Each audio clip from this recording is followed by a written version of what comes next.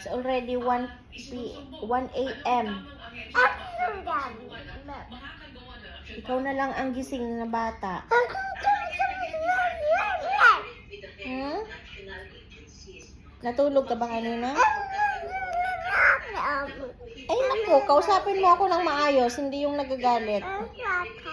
Natulog ka kaninang umaga, ay gabi? Ha?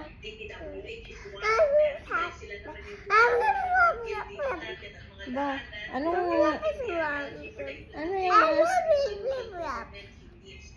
magsasalita ako, tapos ikaw mag-stop ka ng aba? Nakikisabay ka din eh. You go sleep now? You go sleep, go. Go sleep, go. Why you don't want to sleep? You sleep only 2 hours. Then already 1 plus 1. You need to go sleep. See, it's already morning. You need to close your eyes and go sleep.